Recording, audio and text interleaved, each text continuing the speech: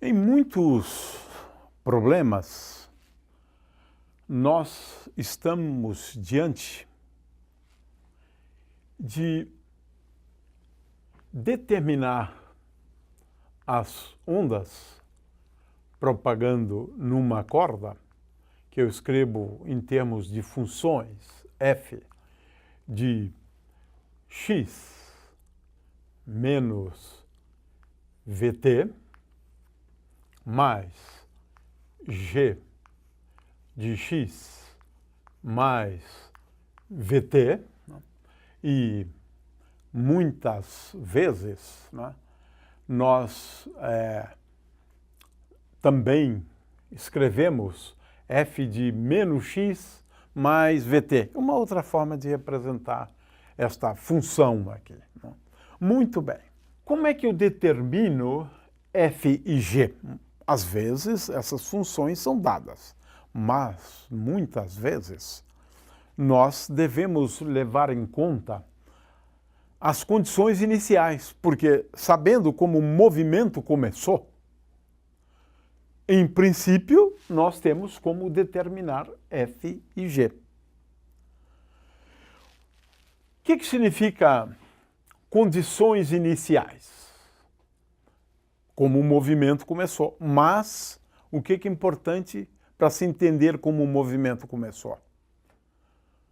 São dois dados. O primeiro é y de x no instante de tempo t igual a zero. Ou seja, eu preciso conhecer esta função no instante inicial, quando começa o movimento. Ao dedilhar as cordas de um violão, nós introduzimos uma percussão, é o nome. Deformamos a corda ligeiramente, de forma que a corda de um violão começa de uma forma aproximadamente igual a essa, não com toda essa altura aqui, né? Mas isso aqui é para exagerar um pouco, né?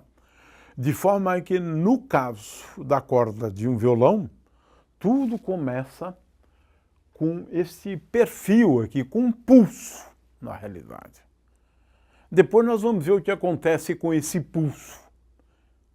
Ele acaba se dividindo em dois, um se propagando para a direita e outro para a esquerda. Mas o fato é que tudo começa quando eu dou esta função. Ela é dada. O outro dado importante é a velocidade. Você lembra daquela massinha ΔM? Em cada ponto,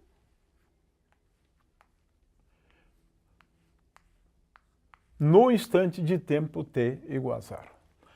Essas são as condições iniciais. Vamos ver que, sabendo as condições iniciais, eu tenho como determinar, né, o que vai acontecer em seguida, né? Mas, sem isso, a priori e a rigor, eu não tenho, né, como acompanhar o movimento das ondas subsequentes. Quando eu começo de uma forma, em princípio, eu devo saber como determinar f e g. Vamos já explicar isto, mas antes de prosseguir, existem problemas que nós chamamos problemas que envolvem as condições de contorno. Bom, esse é um conceito bastante geral, mas que nesse caso é bastante simples, né? Os contornos de uma região, por exemplo, no plano, seria uma linha, uma curva. no espaço seria uma superfície. Agora aqui nós estamos numa linha, ou numa curva, em duas dimensões, né? Nesse caso, os contornos, né, são as extremidades da corda.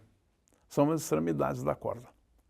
Então, o problema é saber quais são as condições nas extremidades. São as condições de contorno.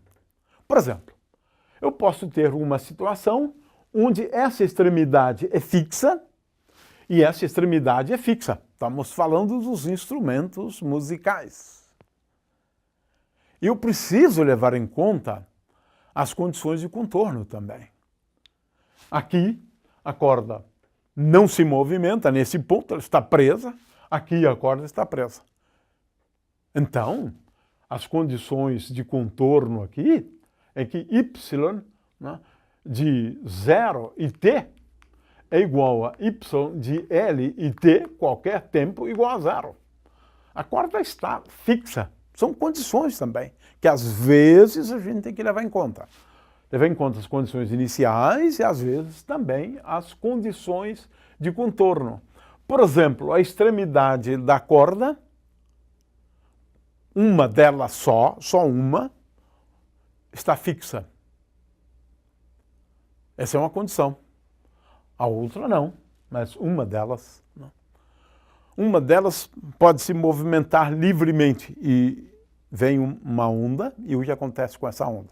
Tenho que levar, então, em conta condições de contorno. Condições iniciais e condições de contorno.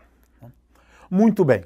Então, vamos agora ao problema relativamente geral, né? Ou seja, se eu conhecer y de x e 0, então vamos analisar a questão das condições, né, iniciais. Então, se eu especificar y de x0, eu especifico a função f de x mais a função g de x. É isto. E esta soma é igual a y de x e 0. E isto é dado, pressupõe-se que seja conhecido. Isso é importante. Eu conheço isto, então f de x mais g de x é igual a isso. Então, dado y no instante de tempo t igual a 0, eu não sei determinar fg, mas a soma f e g de x eu sei. Agora, aquela outra condição significa, né, basicamente que f' de x, né, mais g' de x, agora, como derivadas, né, porque eu estou derivando a função f, né, com respeito ao tempo, né, eu derivo com respeito ao tempo, mas isso é a mesma coisa, né? Então, eu derivo essa função f, né? Na realidade, esta aqui vai aparecer agora com o sinal menos, né? Por conta da diferença de sinal, e agora aqui também eu vou ter um produto com V, eu vou passar esse produto para cá e vou apenas escrever isto aqui como dy dt, né, em x igual a 0. Né? Agora, se eu designar por i de x, eu tenho ainda aqui que dividir por v, né? Por v, né? Então, Se eu chamar de I de x0 a primitiva dessa função aqui, dividido... Não, só a primitiva dessa função é suficiente. Portanto, se I de x e t for igual à integral, eu poderia escrever aqui de x, né, de dy dt, né, para x. Então aqui eu tenho que integrar em x', de x' e 0, de x', definindo assim o que então nós temos, né, é que a derivada de I com respeito a x é igual a esta função. Consequentemente, esta aqui pode ser escrita como a derivada com respeito agora a x de f, com sinal menos, mais g é igual a d dx de I de x, esse I aqui é I de x apenas, de I de x e aqui 1 sobre v.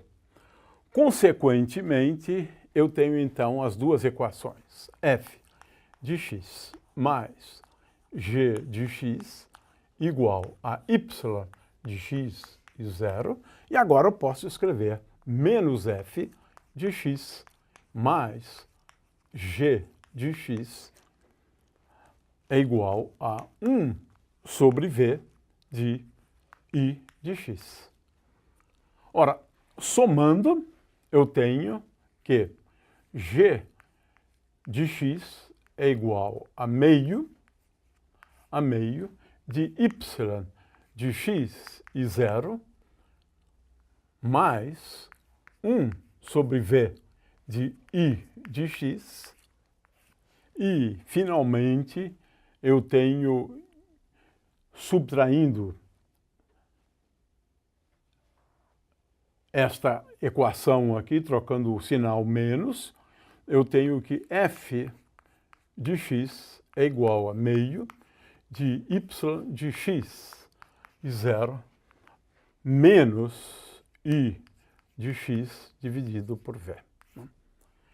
Ou seja, eu tenho como determinar desta forma aqui, né, as funções f e g, né, e agora, em seguida, conhecidas as funções f e g, eu posso escrever g de x mais vt e assim por diante. Ou seja, a partir das condições iniciais, eu posso determinar as funções f e g.